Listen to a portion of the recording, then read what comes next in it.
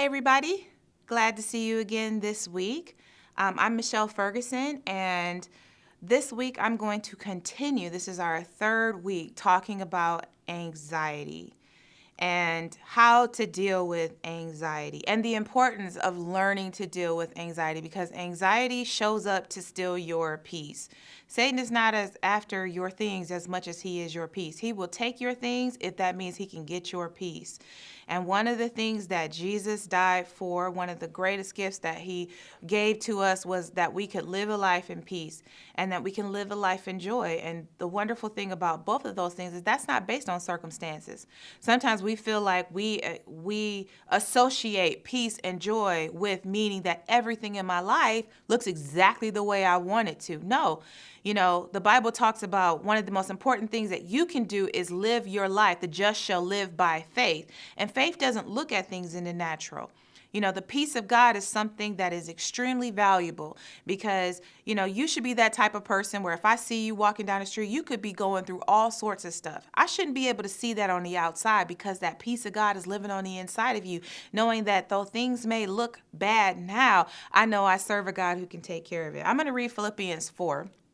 We've kind of been in this passage for the last couple weeks. It says, verse 4 says, rejoice in the Lord always. And again, I say rejoice. Let your moderation be known unto all men. The Lord is at hand. Be careful or anxious for nothing. Don't let anything steal your peace. Not him, not her, not them, not your bank account, not your car, nothing. Not your kids. Be anxious for nothing, but in everything by prayer and supplication with thanksgiving, let your requests be made known unto God. And the peace of God, which passes all understanding, shall keep your hearts and your minds through Christ Jesus. A lot of people who live in a lot of anxiety, that's the first thing they say. I feel like I'm losing my mind. But that peace of God, which passes all understanding. Here's the value about the whole thing with the peace of God, is that the peace of God is that peace that comes, again, like I said, not based on circumstance, but that which doesn't make sense. Everything else is communicating that you ought to lose your mind. But the peace of God is strong enough to strengthen your mind and your heart. It's a keeper. When you think of, my husband is British, and as many times as I've visited family in Britain and had a chance to go to London, beautiful London, which I love, I have never gotten a chance to go to Buckingham Palace. It's either been closed or just haven't had the time to go. But I've walked by it several times. And one of the things that I love about it is watching the guards. You've got these armed guards, and they are just trained. They look like they are no nonsense. No matter what you do, they're not going to break their concentration. You can jump in front of them. You can dance in front of them. They are there for a purpose and a plan, and they are protecting Buckingham Palace. You're not getting in without a fight.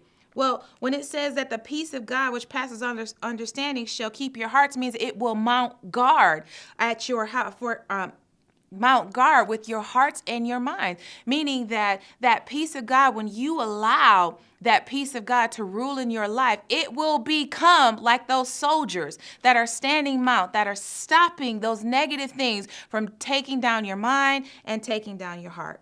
But then he doesn't stop there. He goes to verse 8 and he says, finally, brethren, whatsoever things are true, whatsoever things are honest, whatsoever things are just, whatsoever things are pure, whatsoever things are lovely, whatsoever things are of good report, if there be any virtue or if there be any praise, think on these things. This is so important, is how you live your thought life. I like to put it this way. It's time for us to learn how to live our lives built on thoughts by design. What do I mean when I say thoughts by design? Listen, the battlefield is the mind. Because oftentimes thoughts are really the foundation. They are the blueprints that your life is built upon. So if you let a thought continue in your mind, eventually that thought will become an action. And then if you keep acting like that, that action will become a habit. And then if you keep functioning like that, those habits become a part of your character. And of course, your character determines what you can and how far you can or cannot go. It starts with changing your thoughts and making a decision to control your thoughts. There's so many people who feel like that they have no control over their thoughts. Okay, it just came to my mind. I don't know why I keep thinking about this, but I do. But this is what the word was talking about right here. You don't combat thoughts with other thoughts. In fact, when thoughts come to your head, they are merely just suggestions, meaning that you have the opportunity to choose what it is that you're going to hold on to. One of the things I'm so grateful about is that God's design of us did not include a LED screen on our foreheads that lets everybody see what we're thinking. I just want to say thank you, Lord, that that's not the case. But why? Because even me, there are times where crazy thoughts come through my mind or crazy ideas come through my mind. But I learned to combat negative thinking by opening my mouth and speaking.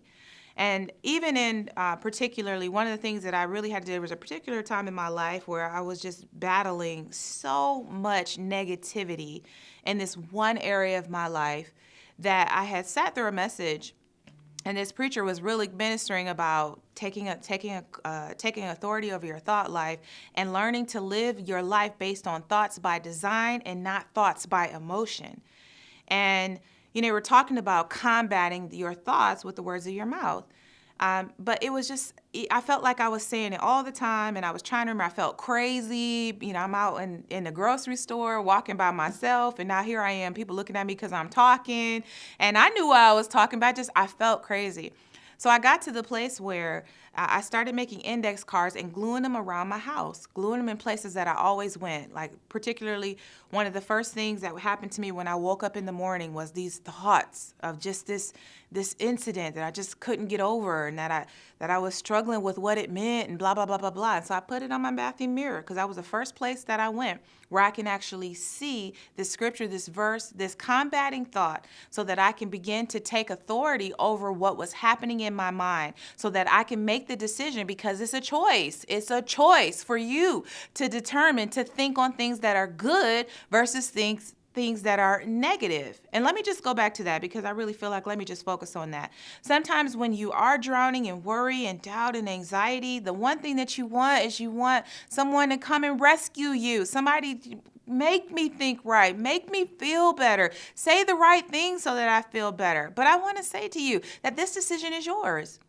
People can comfort you and people can be there for you, but you are the only one that can make the decision to take control over your thought life. Take control over that so that you can live in that peace of God, knowing that even though I may be walking through a dark part of my life, on the other side of this is great victory. Weeping may endure for a night, but joy cometh in the morning.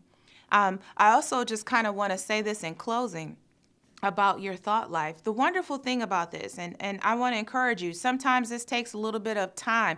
This takes a little bit of training. Don't be a fair weather fan. Don't be that person that you've been living your life this way for 5-10 years. You just worry this is what you do and this is how you deal with the situation. And then you want to give God 7 days. Some of y'all don't even make it 7 days. You want to give God 7 days to do it his way. And then at the end of 7 days say, well, I'm just as crazy as I ever was. That didn't work. I tried that church stuff. No, this is a lifestyle.